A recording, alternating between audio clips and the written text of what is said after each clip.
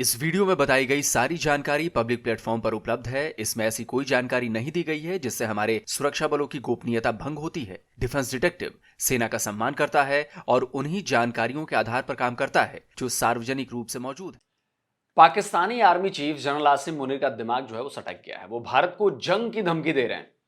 कह रहे हैं कश्मीर के लिए 10 बार भारत से जंग करेंगे। अरे भाई 10 क्यों, 10,000 बार करना और हर बार अपनी पैंट उतार कर जाना, जिसका पोस्टर हम लगाएंगे ऐसे। पाकिस्तान एक चूरन देश है। पाकिस्तान में हर कोई एक दूसरे को चूरन चटा रहा है। सरकार जो है वो पब्लिक को चूरन चटा रही है। मुल्ला मौलवी अपने फॉलोअर्स को चूरन दे रहे हैं। लोग अपनी अगली पीढ़ी को चूरन सप्लाई कर रहे हैं। यहां तक कि पाकिस्तान का आर्मी चीफ भी अपनी आर्मी को चूरन बांट रहा है।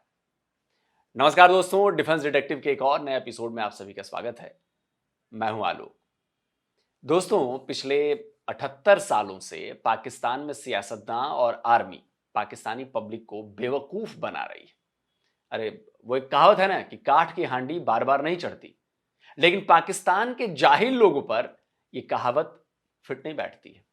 क्योंकि पाकिस्तान में पिछले 75 सालों से, 75 क्या 77 78 सालों से पाकिस्तानी नेता और पाकिस्तानी आर्मी कश्मीर के नाम की हांडी बार बार चढ़ाते हैं और पाकिस्तानी पब्लिक हर बार उस हांडी को एक्सेप्ट करती है, मूर्ख बनती रहती है।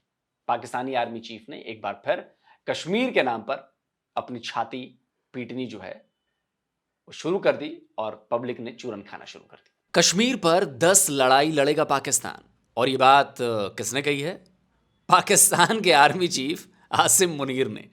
आसिम मुनीर ने कहा है कि एक दिन कश्मीर पाकिस्तान का हिस्सा बन जाएगा। अपने आर्मी चीफ के इस चूरन को चाटकर पाकिस्तानियों का जज्बा आसमान पर पहुंच गया होगा। लेकिन दोस्तों, मुझे बहुत हंसी आ रही है। मुनीर के इस बयान को जोक ऑफ द सेंचुरी का अवार्ड भी मिल सकता है वैसे तो। जनरल मुनीर के इस बयान को मैं जोक क्यों बता रहा हूं ये भी आपको बताऊंगा, लेकिन पहले जरा बताता हूं कि मुनीर ने कश्मीर के नाम पर अपनी छाती क्यों पीटी। तो बात यह है कि 5 फरवरी को पाकिस्तानी प्राइम मिनिस्टर शहबाज शरीफ और Pakistani army chief general Asim Munir दोनों पाकिस्तान के कब्जे वाले कश्मीर के मुजफ्फराबाद पहुंचे थे और दोनों ने पाकिस्तान की सालाना नौटंकी को दोहराया, कश्मीर पर खूब ड्रामा किया, चूरन बांटा और फिर चले गए। असल में पाकिस्तान को हर साल अपनी पब्लिक को यह दिखाना होता है कि कश्मीर का मुद्दा उसके लिए कितना अहम है।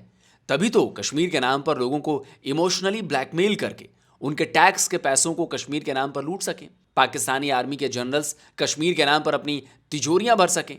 आपको पाकिस्तान का एक अनइलेक्टेड प्राइम मिनिस्टर याद है? नाम है अनवारुल हक काकड़।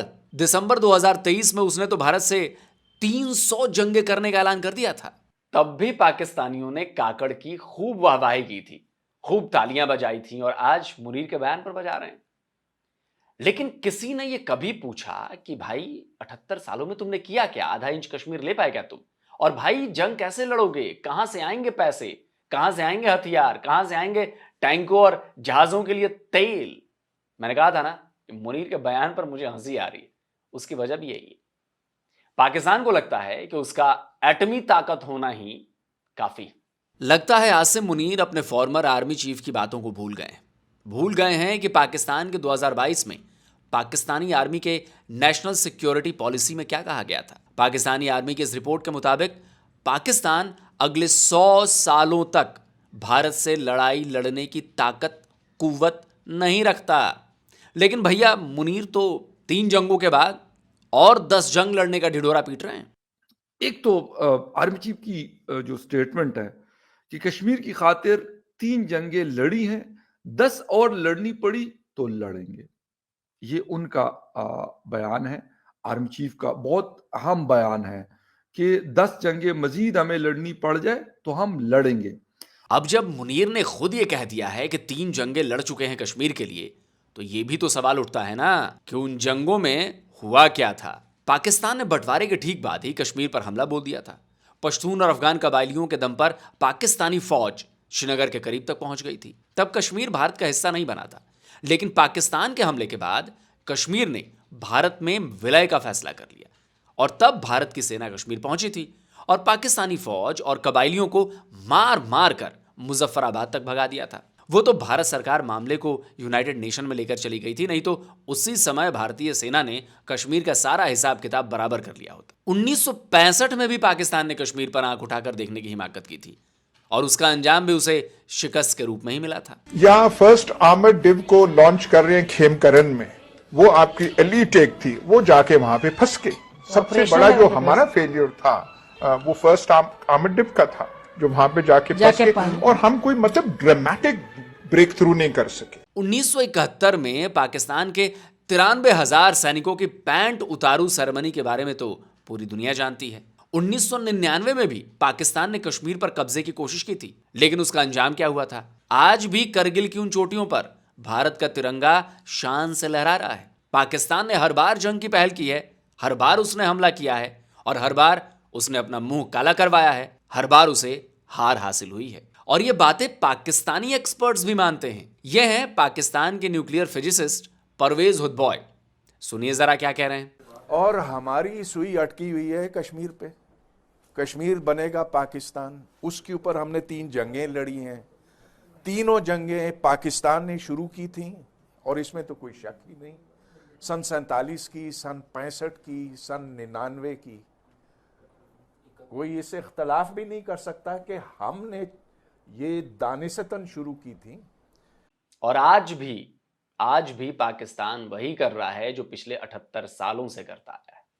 हाय कश्मीर, हाय कश्मीर। और क्या? और ये कि कश्मीर के नाम पर 10 लड़ाई लड़ने की, करने की नौटंकी, ड्रामा।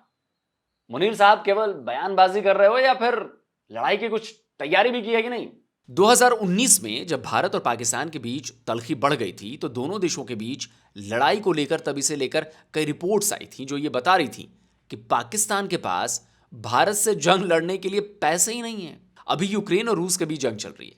साल 2022 में जेनेवा सॉल्यूशंस ने इस लड़ाई में हो रहे खर्च पर एक रिपोर्ट पब्लिश की थी। उस रिपोर्ट में बताया गया था कि यूक्रेन से लड़ने में रूस रोजाना करीब $500 मिलियन खर्च कर रहा है। DW ने पिछले साल दिसंबर में इसी तरह की एक रिपोर्ट छापी थी। इसमें बताया गया था कि यूक्रेन रोजाना 120 मिलियन यूरो लड़ाई में झोंक रहा है। रूस इतनी बड़ी महाशक्ति है तो वो ये खर्च झेल रहा है। यूक्रेन को अमेरिका और पूरे वेस्ट से फंड मिल रहे हैं तो वो पानी की तरह पैसा बहा रहा है। लेकिन क्या पाकिस्तान की औकात है इतना खर्च करने की? पाकिस्तान पिछले कई सालों से भीख मांग मांग कर अपना पेट पाल रहा है। IMF ने पाकिस्तान को बेल आउट पैकेज दे दिया, नहीं तो पाकिस्तान कंगाल हो चुका था। चीन को पाकिस्तान बिजनेस पार्टनर बताता है, लेकिन हकीकत यह है कि पाकिस्तान उसके कर्ज के बोझ से दबा हुआ है। डॉन की यह रिपोर्ट पिछले साल दिसंबर की है। रिपोर्ट बता रही है कि पाकिस्तान पर चीन का 29 बिलियन अमेरिकी डॉलर का लोन है। पाकिस्तान का हाल यह है कि जो भी देश उससे संबंध बनाने की कोशिश करता है, पाकिस्तान उसके आगे हाथ फैला देता है, भीख का कटोरा लगा देता है।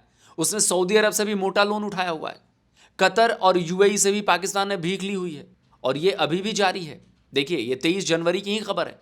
खबर बता रही है कि पाकिस्तान मिडिल ईस्ट के 2 बैंकों से 6 और 7% के इंटरेस्ट रेट पर $1 बिलियन का लोन लेने जा रहा है। तो पाकिस्तान को इतनी अकल है या नहीं कि अगर दुनिया भर से लोन लेने के बाद अगर वो लड़ाई की तैयारी करता है तो IMF समेत ये सारे देश उसका कान मरोड़ देंगे, कहेंगे कि लड़ना है तो अपने पैसों से लड़ो, हमसे भीख लेकर नहीं। अब पाकिस्तान के पास अपने पैसे हैं ही कहां जनाब। देखिए पाकिस्तान के फॉरेन रिजर्व का हाल। पाकिस्तान की न्यूज़पेपर बिजनेस रिकॉर्डर की 3 जनवरी 2025 को छपी ये रिपोर्ट बता रही है कि पाकिस्तान के पास कुल जमा 16.409 बिलियन का फॉरेन रिजर्व है। अब ये आज की खबर भी देख लीजिए। स्टेट बैंक ऑफ पाकिस्तान ने विदेशी मुद्रा भंडार को बढ़ाने के लिए पिछले 5 महीने में घरेलू बाजार से $4 बिलियन खरीदे हैं। और ये हाल तब है जब पाकिस्तान उन देशों को लोन की किस्तें भी चुका नहीं पा रहा है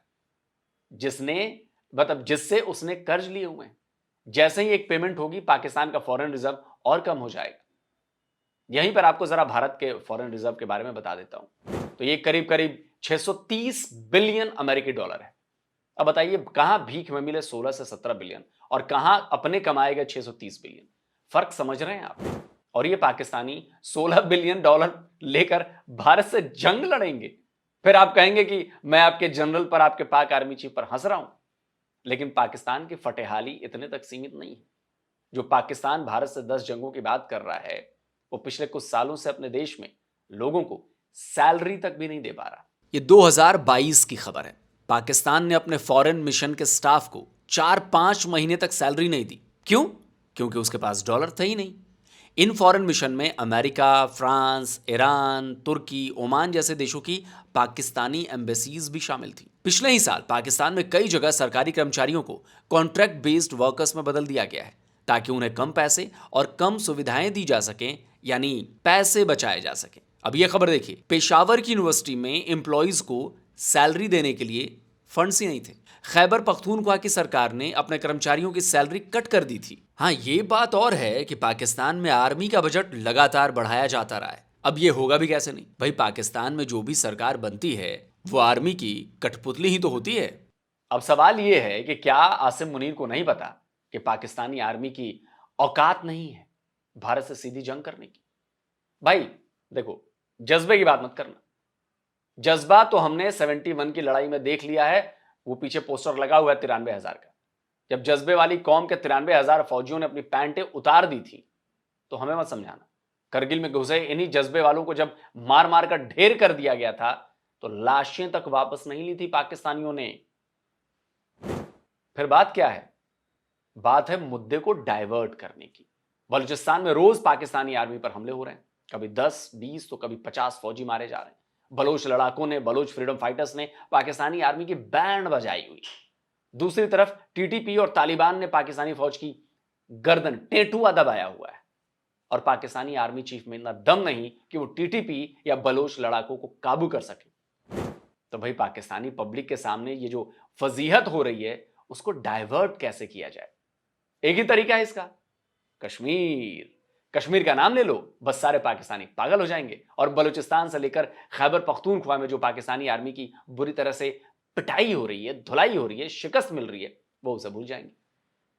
अब पाकिस्तानियों की पाकिस्तानी जाने भाई। एक बात तो तय है मुनीर जी कि आप जैसे कितने पाकिस्तानी कमांडर आए और कितने चले गए और न जाने कितने चले जाएंगे। कश्मीर तब भी भारत का था, आगे भी रहेगा। अगर इसमें कोई बदलाव आ सकता है तो बस इतना कि जिस कश्मीर पर पाकिस्तान ने कब्जा किया हुआ है वो भारत के पास चला है। बाकी आप सपने देखते रहिए, अपनी पब्लिक को चूरन चटाते रहिए। एक और गंभीर बात है दोस्तों, पाकिस्तानी पिछले कई महीनों से कह रहे थे कि भारत को चैंपियंस ट्रॉफी के लिए अपनी टीम पाकिस्तान भेजनी चाहिए और भारत ने टीम नहीं भेजकर गलत किया है। यहां पर उन्हें कोई खतरा नहीं है, वहां पर तो इन्हें सब प्यार करते हैं। जब सिक्योरिटी देने वाला आर्मी चीफ कह रहा है कि भारत से हम 10 लड़ाइयां लड़ेंगे कश्मीर के लिए, आप समझ सकते हैं। और दूसरी तरफ यही आर्मी चीफ कह रहा है कि 10 लड़ाइयां लड़ूंगा।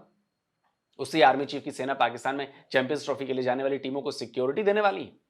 अब जरा सोचिए कि कितनी खतरनाक बात होती और भारतीय खिलाड़ियों के लिए कितना बड़ा थ्रेट हो सकता था। पाकिस्तानी आर्मी की शह पर अगर टीटीपी हो या मान लीजिए हाफिज सईद का ही जो संगठन है, वो अगर भारतीय टीम को किडनैप कर ले और बदले में कहे कि कश्मीर से फौज को हटाओ, तो क्या होगा फिर? क्या हम अपने भारतीय खिलाड़ियों को मरने देंगे या फिर कश्मीर छोड़ देंगे?